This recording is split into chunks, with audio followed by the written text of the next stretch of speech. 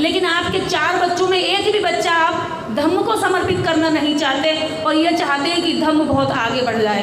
तो ये भी दोगलापन है। जैसे कि भगत सिंह बगल में पैदा हो, मेरे घर ना हो, लेकिन बुद्ध की विचारधारा हिंदू, मुस्लिम, सिख इस धरती पर प्रत्येक जीव के लिए जीवंत विचारधारा है, सभी के लिए लाभकारी विचारधारा है।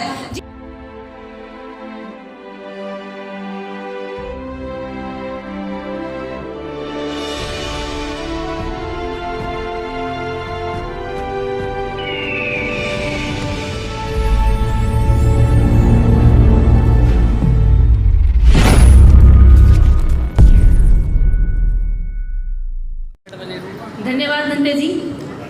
बुद्ध संघ को नमन करते हुए अपनी बात शुरू करूंगी। उपस्थित सभी यहाँ पर मेहमानों का धन्यवाद कि इस कार्यक्रम को सफल करने में आप लोगों ने अपनी उपस्थिति दर्ज कराई। तथागत गौतम बुद्ध के रास्ते पर चलने वाला कोई भी व्यक्ति अपने जीवन के सभी अंधकारों को मिटा सकता है।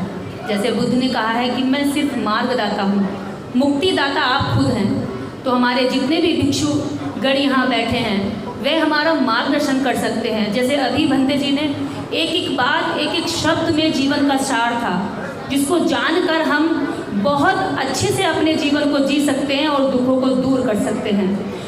बुद्ध धम्म की बात और बुद्ध धम्म का विचार यहाँ दीवारों तक सीमित ना रहे, इस विचार का लाभ प्रत्येक व्यक्ति को मिले। इसलिए हम सबकी जिम्मेवारी बनती है कि जो जान गए हैं वो आगे लोगों को जगाने का काम करें।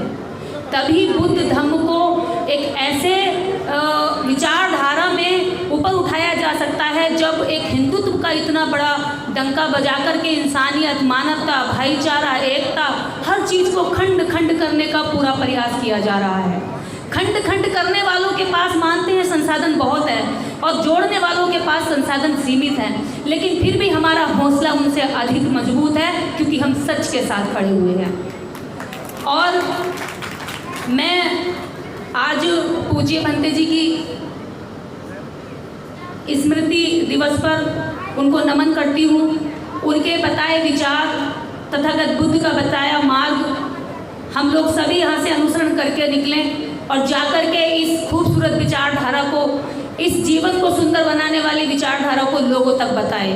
पिछले लगभग 11 से 12 वर्ष मुझे हो गए हैं गांव-गांव जाकर के मैं यही काम करती हूँ और मेरे काम करने का क्षेत्र सिर्फ गांव है। लगभग इतने सालों में मैंने 11,000 गाँव में जाकर के बुद्ध धम्म और बाबा साहेब के मिशन की चर्चा की है।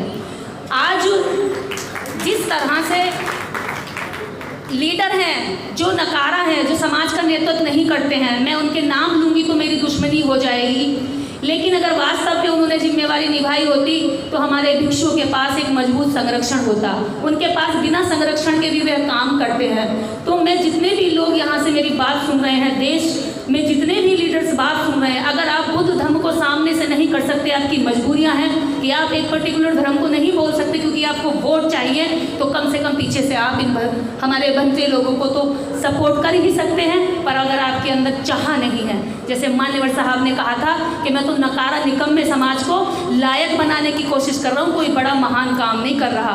तो जिस दिन ये लायक बन जाएगा उस दिन इसका सामना कोई कर नहीं सकता, क्योंकि ये विशाल काय समाज है, संख्या में बड़ा है, ब्रेन इसके पास है, शरीर इसके पास ज़्यादा है, संख्या इसके पास ज़्यादा है, इसके पास कमी क्या है।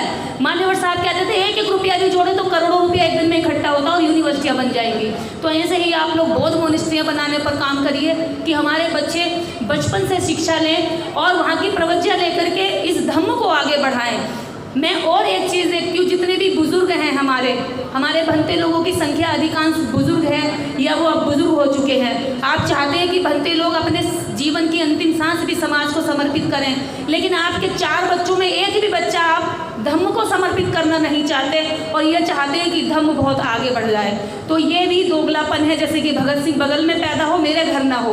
तो हम लोगों को धम्म आगे बढ़ाने के लिए त्याग करना पड़ेगा, कुर्बानियाँ करनी पड़ेंगी और अपने बच्चों को धम्म की ओर मोटिवेट करना पड़ेगा, युवाओं को इधर आना पड़ेगा।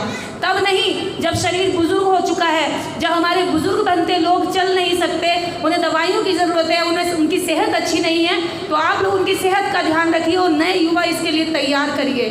बहुत सारी मोनेस्ट्रियाँ आज तैयार हो रही हैं, बाहर भी भेज सकते हैं। तो मैं यही कहना चाहूँगी, दिल्ली के लोग, दिल्ली भारत की राजधानी है और इस दिल्ली के अंदर बड़ी संख्या में बहुजन समाज के लोग रहते हैं, लेकिन बुद्ध की विचारधारा हिंदू, मुस्लिम, सिख, इस धरती पर प्रत्येक जीव के लिए जीवंत विचारधारा है, सभी के लिए लाभकारी विचारधारा है। जिसको भी लगता है कि ये विचारधारा उत्तम जीवन का सर्वश्रेष्ठ मार्ग है, वो इधर आ सकता है। आने का एक सबसे अच्छा माध्यम ये है कि आप बनते लोगों से हम धम्म की दीक्षा और धम्म का ज्ञान ले सकते हैं, उनका संगत कर सकते हैं। तो मैं यहाँ दिल्ली के लोगों से यही बात कहना चाहूँगी कि आप लोग बुद्ध विहारों को सुरक्षा और संरक्षण दीजिए, हमारे बनते लोगों को संरक्षण दीजिए।